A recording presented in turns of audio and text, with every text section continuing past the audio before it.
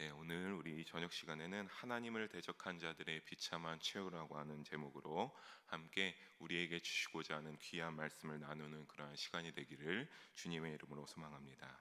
우리가 오늘의 본문을 살펴보기 전에 우리가 지난 시간의 본문들을 6절에서 15절까지 살펴보면서 우리는 이스라엘이 그 아모리 대적군들과 함께 연합군들과 함께 전쟁 가운데서 승리하는 모습을 우리가 보게 되었습니다. 아모리 연합군의 왕들은 자신들의 연합 속에 이스라엘이 대항할지라도 자신들이 다섯 나라나 뭉쳐서 그들에게 전진하고 전투하러 가니까 그들이 반드시 충분히 승산하고 이길 수 있을 것이라고 생각했었습니다. 허나 그러한 가운데 기브온의 구원 요청을 받고 이스라엘인들이 자신의 그 도움이 되는 기브온을 향하여서 그 구원 요청에 따라 도우러 갔을 때에 그 가운데 무엇이 있었습니까? 하나님이 그 가운데 도우시는 손길이 있었고, 그 가운데 하나님이 또한 도우시는 손길 속에 초자연적인 역사가 일어나서 태양과 달이 멈추고 우박이 쏟아지는 그러한 놀라운 이적들로 통하여서 아모리 족속의 동맹군들을 격파하고 연합군의 생각과는 달리 기브온과 이스라엘이 승리를 거머쥐게 되었다라고 하는 그러한 내용을 우리가 살펴봤습니다. 하나님이 함께 하시는 이스라엘군을 아모리 연합군이 우리는 거기에서 알 수 있었던 것은 절대로 이길 수가 없었다라고 하는 사실입니다. 하나님은 여러분 승리하시는 하나님이십니다. 절대로 지실 수가 없는 하나님이심을 믿으시기를 먼저 주님의 이름으로 축복합니다. 오늘은 그 내용에 의해서 이제 기본을 향하여서 공격을 감행했던 그 아모리 다섯 왕의 최후를 오늘의 본문 속에서 보여주고 있습니다. 더 디테일하게 그 내용들을 살펴보게 되면 아모리 다섯 왕과 이스라엘 간의 전쟁의 결말의 모습들을 보여주면서 그 가운데 우리에게는 어떠한 영적 교훈을 주시는가라고 하면 악인의 최후에 대하여서 어떻게 이루어지는가를 생생히 보여주는 것이 바로 오늘 우리가 읽어본 그러한 여호수아서 10장 16절에서 27절의 말씀인 줄로 믿습니다.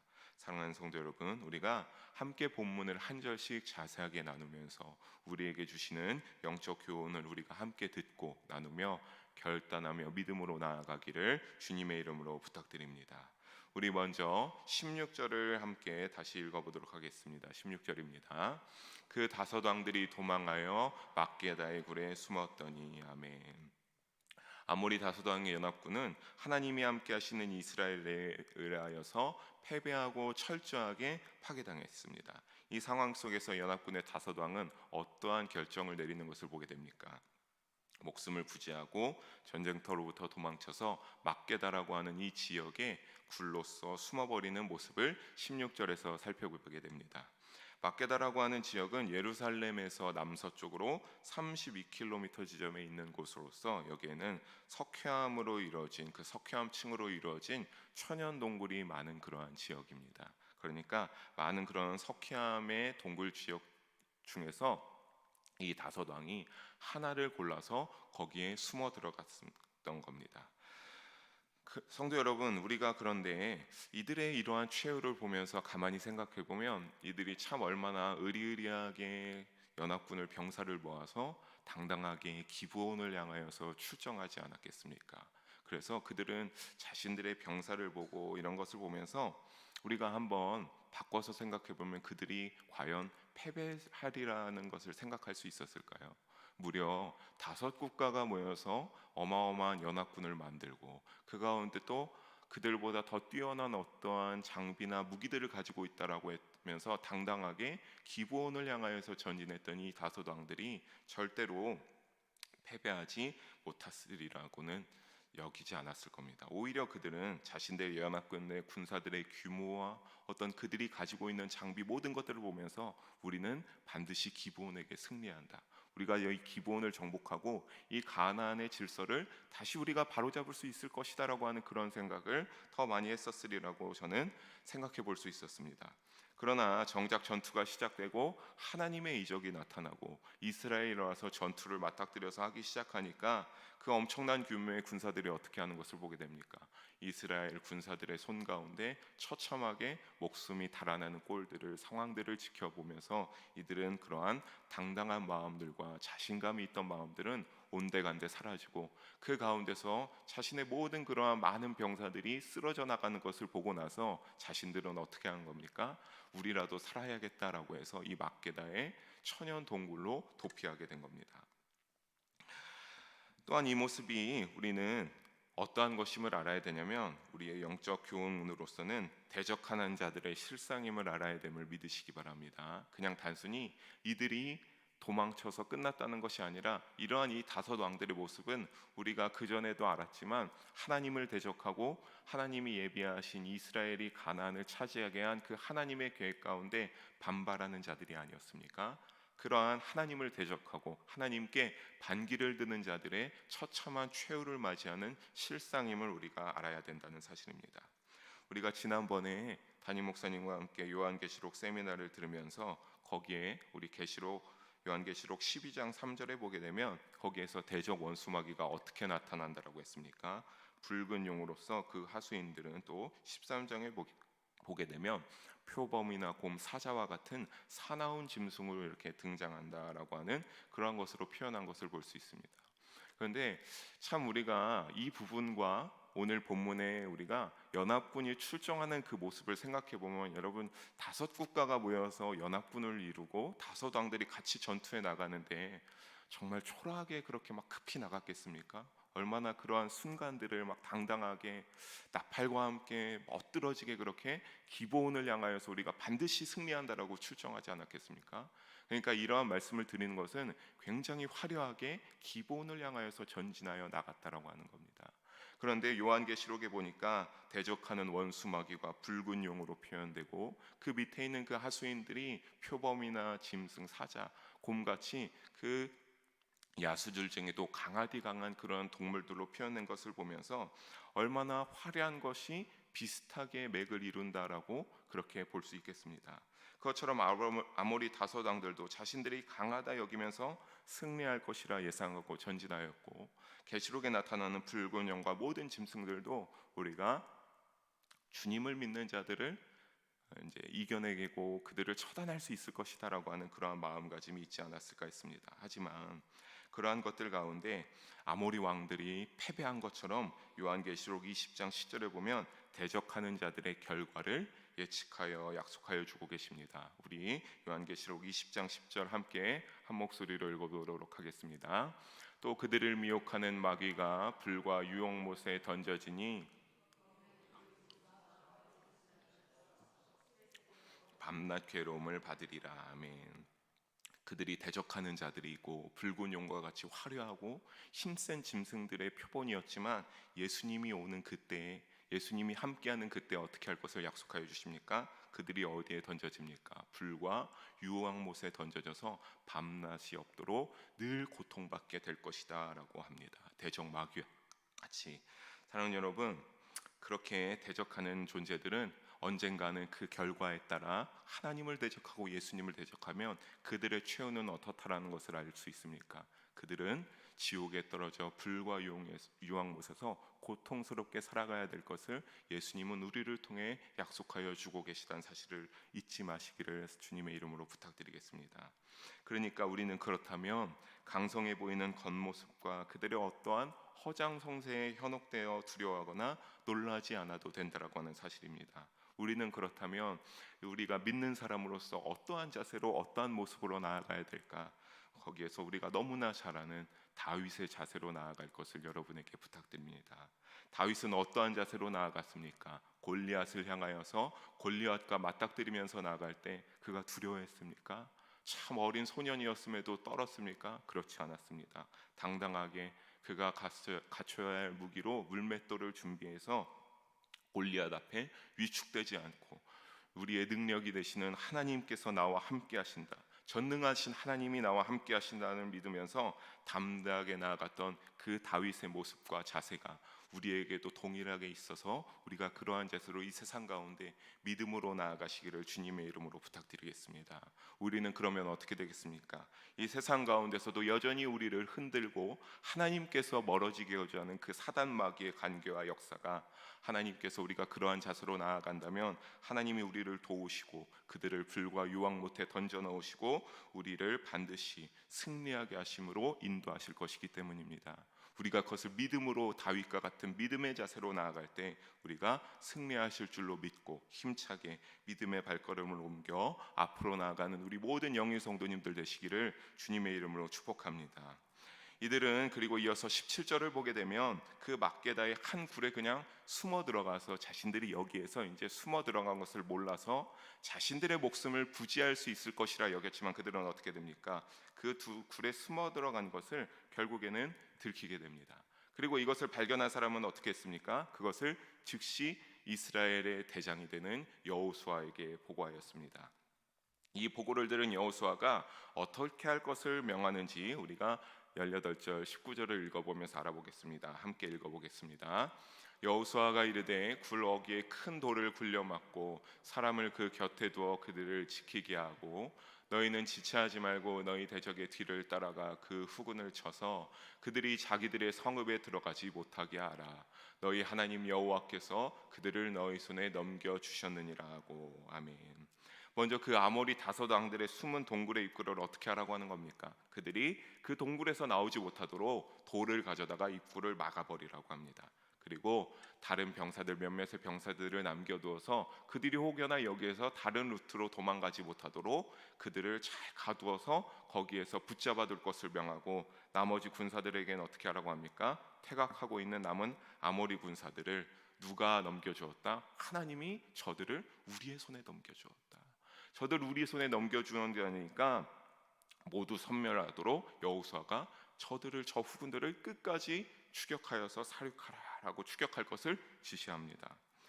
아무래도 이것은 왜 그랬겠습니까? 훗날에 이들이 완전하게 처단하지 않으면 다시 세력을 규합해서 이 이스라엘 향하여서 반격할 수도 있기도 하겠지만, 우리가 늘 여호수아를 1장 1절부터 지금까지 보게 되면 하나님께서는 이들을 대적하는 자들이니 살려둘지 말 것을 명령하신 것을 여호수아가 알았기에 그 하나님의 명령에 따라 이와 같은 지시를 내린 것으로도 생각할 수 있겠습니다.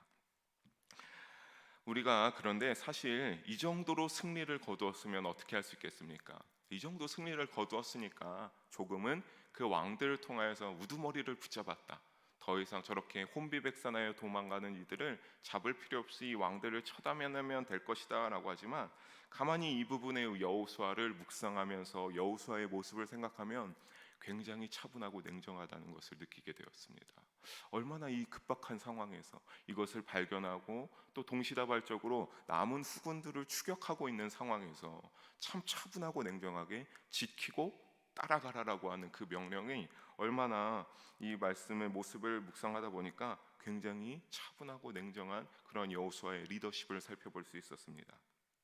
그 정도로 승리의 기쁨에 도취되는 것이 아니라, 감정에 휘둘리는 것이 아니라 여호수아는 차분하고 냉정하게 하나님의 계획이 혹시나 자신의 이러한 것들로 틀어져 버릴까봐 하나님의 영광이 가려지는 일이 없도록 정확하게 어떻게 하는 겁니까?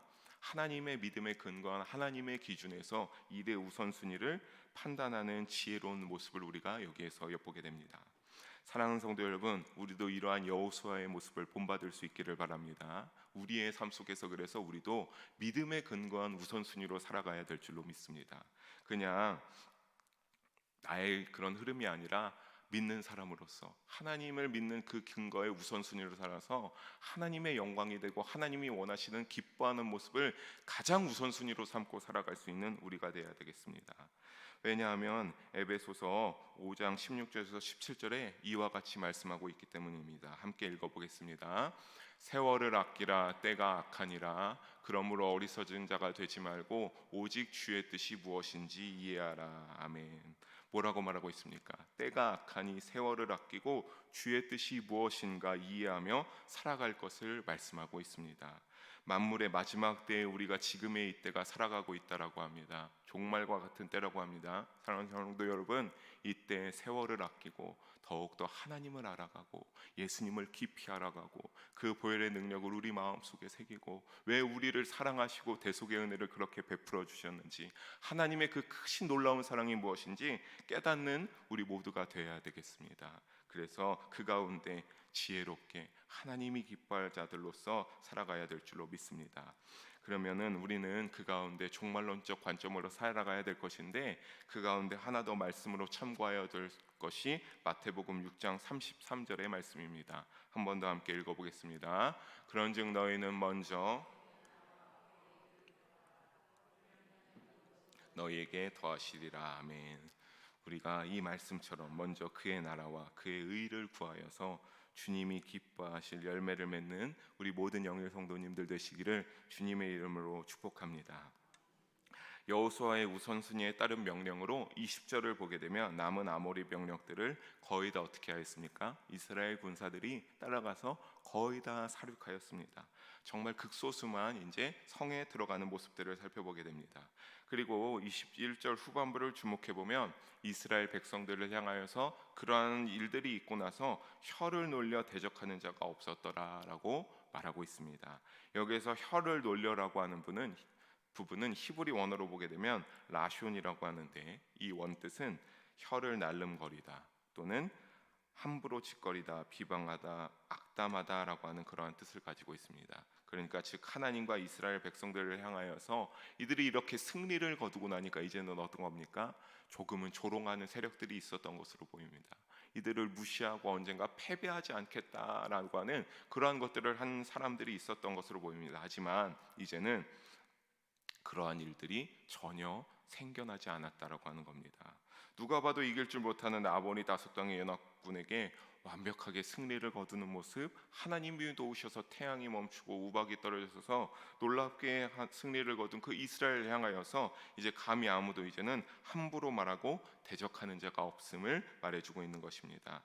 이처럼 세상은 어떻습니까? 우리가 열심히 믿음으로 살아가면서 삶의 자리에서 살아가지만 세상은 때로는 우리 그리스도인들을 향하여서, 세상에 속한 사람들은 적대적인 감정을 무의식 속에 가지고 있는 경우가 많으며, 그러다가 교회가, 그리스도인들이 어떠한 실수를 한 가지만 하게 되면 어떻게 됩니까? 그 가운데 그 틈을 놓치지 않고 그 틈을 파고들어서 성도들과 교회에 대하여서 가만히 두지를 않는 그런 모습들을 우리는 늘상 봐오지 않았습니까?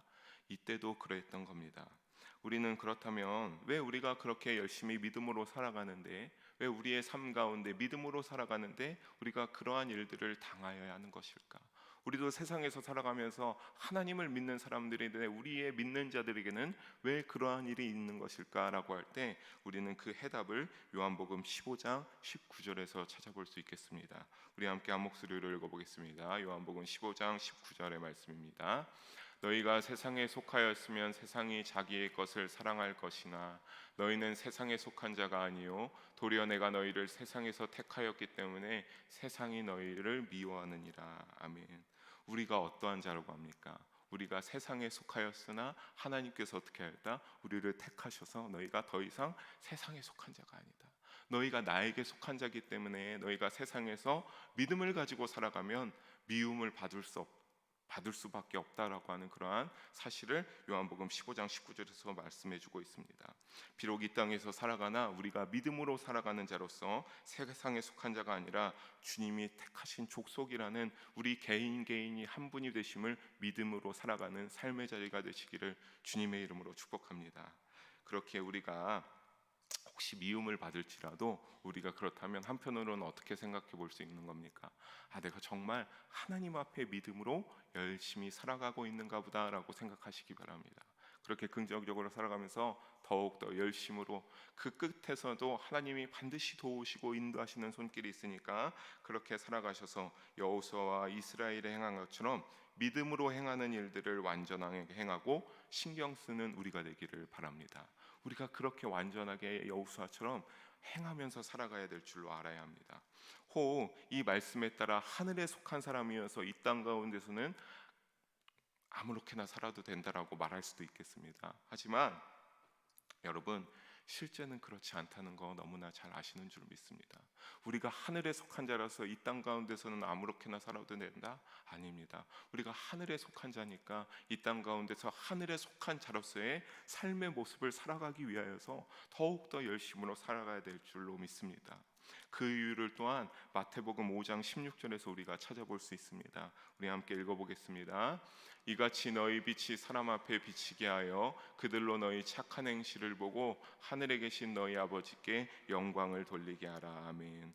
우리가 왜 하늘에 속한 자지만 이 땅 가운데서 하늘에 속한 자들께 살아야 되는 겁니까? 이 마태복음 5장 16절에 나오는 것처럼 우리가 이 땅 가운데서 착하게 살아갔을 때 우리의 착한 행실을 통해서 어떠한 사람이 보고 믿는 사람은 저렇게 달하구나, 하나님이 그것을 통하여서 하나님의 이름이 어떻게 된다라고 하는 겁니까? 영광을 받게 된다라고 하는 사실입니다.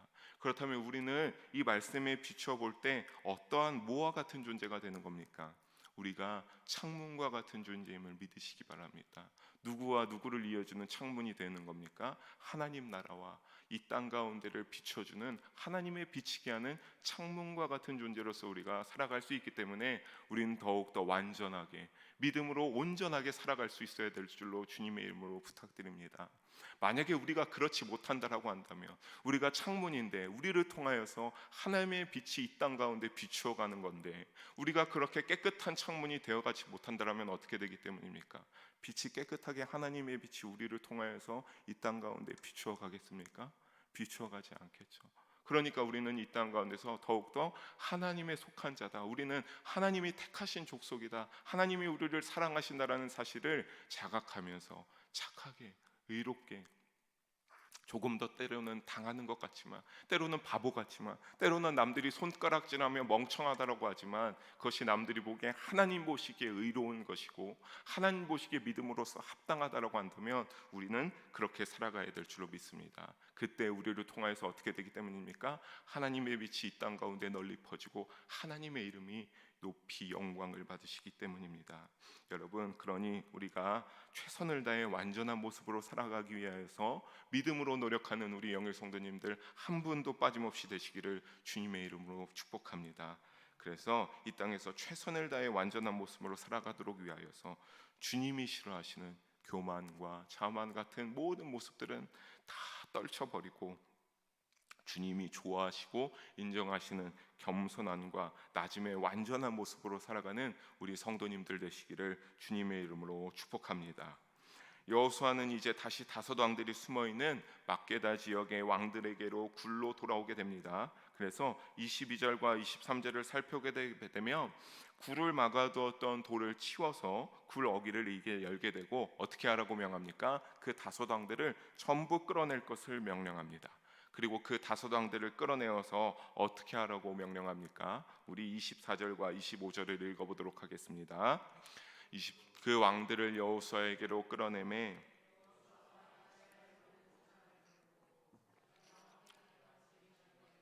이르되 가까이 와서 이 왕들의 목을 발로 밟으라매 그들이 가까이 가서 그들의 목을 밟음에 여호수아가 그들에게 이르되 두려워하지 말며 놀라지 말고 강하고 담대하라. 너희가 맞서서 싸우는 모든 대적에게 다 이와 같이 하시리라 하고. 아멘.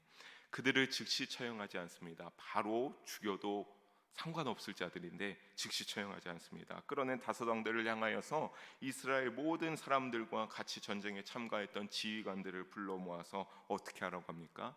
그 왕들의 목을, 그 모든 참 많은 사람들이었을 텐데 다 돌아가면서 했든 어떻게 했든 그 왕들의 목을 어떻게 하라? 너희의 발로 다 차근차근 밟으라라고 여호수아가 명령합니다. 고대 근동 지방에서는 승전국의 장수가 이처럼 패전국의 장수의 목을 밟는 습관이 있었습니다. 그래서 이러한 관습은 일반적인 관습으로 승전국의 사기 진작과 함께 승리를 확정짓는 의미였고, 이러한 순간 가운데 패전국은 조공을 승전국에게 바치는 것이 보통 있는 그러한 일반적인 일이었습니다. 그렇게 목을 밟고 있는 이스라엘 백성들과 지휘관들을 향하여서 여호수아가 25절 후반부에 말하기를, 늘 여호수아에게 하나님이 말씀하셨던 이 말을 여호수아가 이스라엘 백성들과 지휘관들에게 말합니다. 두려워하지 말며 놀라지 말고 강하고 담대하라. 맞서 싸우는 모든 대적에게 여호와께서 다 이와 같이 하시리라라고 여호수아에게 이스라엘 백성들과 지휘관들에게 선포합니다. 그렇다면 우리가 의아한 것은 굳이 이렇게까지 할 필요가 있었을까라고 하는 의문이 들 수 있겠습니까? 그냥 왕들을 다 거의 다 이제 그 연합군들을 거의 다 사륙하다시피 이제 거의 다 전멸하다시피 했으니까 왕들까지 처형하면 되는데, 이렇게까지 했던 이유, 그거는 바로 말로서만이 아니라 하나님이 동행하여 이루게 된 전쟁의 승리를 이 이스라엘 백성들이, 지휘관들이 몸소 체험하게 함으로써 앞으로 남은 가나안 전쟁 가운데서 확신과 용기를 심어주려는 의도가 있는 일종의 시청각 교육을 여호수아가 진행한 것이라 생각하면 되겠습니다.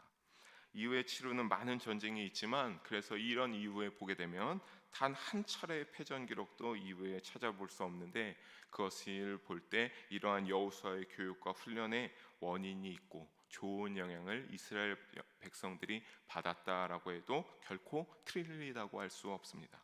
사랑하는 성도 여러분, 이처럼 기독교는 이것을 빗대어 볼 때 어떠한 이론이 아닙니다. 하나님이 이러한 분이고 말씀으로서 참 많이 알려주고 하시지만, 여러분 그냥 그 이론에서 끝나는 것이 아니라 삶 그 자체가 기독교가 되고, 그 삶에서 늘 믿는 이들의 가슴 속에 살아 숨쉬어서 그 삶 속에 체험함으로써 이어져 오는 것이 기독교였음을 여러분 잊지 마시기 바랍니다.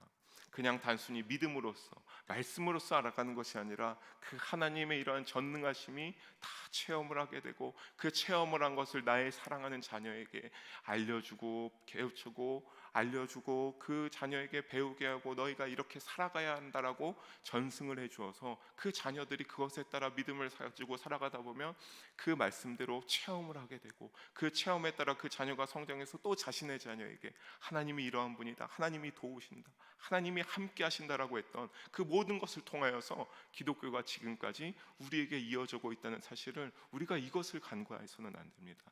그냥 단순히 머리로만 하는 것이 아니기 때문입니다. 저도 참으로 어머니의 기도 가운데 많은 것들을 하면서 하나님이 살아계시다, 하나님이 정말로 여전히 역사하신다라고 하는 사실을 알게 되었었는데, 여러분 우리가 살아오는 그러한 기독교가 그러한 놀라운 체험의 종교임을 우리가 이 시대에서 너무나 많이 잊고 있는 것 같습니다. 여러분, 우리가 믿는 기독교 하나님은 체험케 해주시는 하나님이십니다. 간절하게 믿음으로 갈 때 체험케 해주시고, 하나님이 살아 역사하심을 잊지 마시기 바랍니다.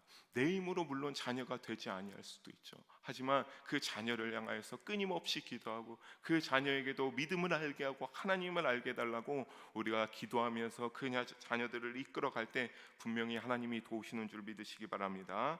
그래서 우리 다음 세대인 우리의 귀한 사랑하는 자녀들에게, 또 우리의 모든 아이들에게 함께 믿음의 길로 제시해 줄 수 있는 우리 모든 영일교회 성도님들이 되어서 체험케 하게 하여 주시고, 믿음의 가문이 이어지는 영일교회 모든 성도님들의 가문이 집안이 되기를 주님의 이름으로 간절히 소망하면서 축복합니다.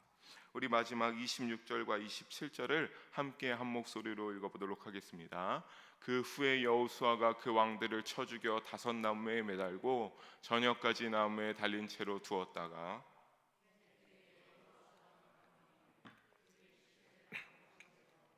그들이 숨었던 굴 안에 던지고 구러기를 큰 돌로 막았더니 오늘까지 그대로 있더라. 아멘. 어쨌든 우리가 여기에서 알게 된 것, 그들이 살려고 들어간 굴이었지만 그들의 최후는 어떻게 됐다? 약속하신 대로 그들은 그 굴이 자신의 죽음의 터가 되었고 지금까지 열리지 않고 매장되어 있었다라고 하는 겁니다. 그리고 여호수아는 이 아모리 다섯왕들을 처단하고 나서 어떻게 했습니까? 그 시체를 나무에 매달게 하여서 모든 이스라엘 백성들이 볼 수 있게 하였습니다. 여러분, 시체를 당시에 나무에 매단다라고 하는 것은 죽은 자에게는 치욕을 더 더하는 일이었고, 목격자에게는 경고의 메시지를 날리는 중형이었습니다. 그래서 좀 이와 비슷한 걸로 멕시코의 갱들이 자신들의 뜻에 불합리하는 그러한 자들을 어떻게 했냐면 죽인 다음에 이제 잘 보이는 데다가 우리가 이렇게 무서운 사람이다라고 그렇게 매다는 것, 그런 것처럼 이 여호수아도 이 왕들을 처단한 다음에 이것을 잘 볼 수 있게 나무에 매달았다가 저녁에 내려오는 것을 볼 수 있게 되는데, 이러한 모습을 통해서 이스라엘 백성들에게는 어떤 것을 알려줄 수 있는 겁니까? 하나님을 대적한 이와 같은 이 아모리 왕들과 같은 대적하는 자들이 되어서 죄인이 되면 어떻게 되겠다? 이들처럼 참혹하고 결국에는 비참한 최후를 맞이하게 된다라고 하는 그 결과를 생생히 보여주었습니다. 먼저 왕들의 목을 밟으면서 하나님의 능력을 알게 되면서 주관자 되시는 여호와 하나님께 불순종함으로 죄를 짓게 되면 어떻게 되는지에 대한 죄에 대한 경각심을 이스라엘 백성들이 더욱더 확실하게 그들이 마음 가운데 새기고 깨닫게 되었을 겁니다. 즉 우리는 이 마지막에 어떠한 모습을 보게 되는 겁니까? 여호수아의 명령으로 일어난 이 다섯 왕들의 시체가 나무에 매달렸다가 저녁이 되기 전에 떨어져서 굴에 던져지는 모습을 보게 되면서 순종한 이스라엘 백성에게는 승리가 있게 되고 불순종한 대적한 자들에게는 죽음만이 있다는 것을 대조적으로 보게 됩니다. 이런 관점에서 신명기 28장 15절에 기록된 말씀을 함께 읽어보도록 하겠습니다. 내가 만일 내 하나님 여호와의 말씀을 순종하지 아니하여 내가 오늘 내게 명령하는 그의 모든 명령과 규례를 지켜 행하지 아니하면 이 모든 저주가 내게 임하며 내게 이를 것이니 아멘. 결국 이러한 관점에서 이 신명기 28장 15절에도 있는 말씀처럼 하나님의 말씀에 순종하느냐 불순종하느냐가 굉장히 중요하다는 사실을 우리는 깨닫게 됩니다. 하나님의 말씀에 대한 순종의 여부가 이스라엘처럼 승리를 거머쥐게 되는 복을 받게 되느냐 아니면 아모리 다섯 왕처럼 징계를 받게 되느냐라고 하는 그러한 절대 기준이 됨을 우리가 절대로 간과해서는 아니 될 것입니다. 예수님께서는 요한복음 14장 15절에서 말씀하셨습니다. 너희가 나를 사랑하면 나의 계명을 지키려라 라고 말씀하셨습니다. 즉 우리가 이 가나안 땅과 같은 영적 전투의 자리에서 이 세상에서 광야 같은 세상을 살아가면서 사랑하는 성도 여러분이 하나님의 말씀대로 순종하여 살아간다면 이스라엘 승리가 비단 우리가 말씀에서 보고 끝나는 일이 아니라고 하는 사실입니다. 우리가 그렇게 살아가면서 이 땅 가운데서 하나님의 말씀에서 순종하면서 살아간다 보면 이스라엘이 갖춘 모든 승리가 어떻게 된다는 사실입니까? 우리에게도 동일하게 일어나고 우리에게도 하나님이 허락하여 주시는 줄로 믿으시기를 바랍니다. 그래서 우리도 분명하게 구원의 영광을 체험하고 하나님께서 우리에게 자랑스럽고 영광스러운 모습을 누리게 하실 수 있을 줄로 믿습니다. 사랑하는 성도 여러분, 말씀을 정리하면서 우리에겐 그렇게 세상 속에 믿음으로 이겨 승리할 수 있는 힘과 능력이 주어져 있음을 잊지 마시기 바랍니다. 나의 힘이 아니라 나의 능력이 아니라 오직 누구를 믿음으로 오직 나의 죄를 대신하여 돌아가신 예수님을 믿음으로 또 우리가 그 예수님을 믿음으로 하나님의 사랑을 깨달음으로써 나아갈 때 우리는 반드시 이 세상 가운데서 믿음으로 승리할 수 있습니다. 여러분, 하나님 앞에서 세상적인 조건들은 결국에는 아무런 힘을 발휘하지 못합니다. 오늘의 말씀 가운데서도 그 결과론적인 차원이 아모리 왕들이 패함으로써 그것을 보여주지 않았습니까? 하지만 우리가 세상적인 것들을 살아가면서 세상적인 조건들을 바라보고 우리의 시선으로 바라본다면 세상적인 조건들은 우리가 그러한 결심을 했음에도 불구하고 이후에 우리가 또 세상의 삶의 자리에서 살아가다 보면 우리의 마음을 또 뒤흔들 겁니다. 그만큼 세상적인 조건들은 우리의 눈을 흔들게 하고 우리의 마음을 흔들기에 너무나 대단한 것들이 많기 때문입니다. 우리가 부러워할 수 있는 요소들이 너무나 질비합니다. 물질이 많다라고 하면 누릴 수 있는 것들이 많고 하는 그런 모든 것들이 너무나 질비해 있기에 우리가 그러한 것들을 나도 모르게 부러워하고 흔들릴 수 있다고 하는 사실입니다. 하지만 결국에는 여러분 하나님 앞에선 그 모든 것들이 하찮은 것일 뿐이라는 사실을 다시 한번 상기하시기를 바랍니다. 야고보 사도는 야고보서 4장 7절에 이와 같이 말했습니다. 하나님께 복종하고 마귀를 대적하라 그럼 너희를 피할 것이라고 말하였습니다.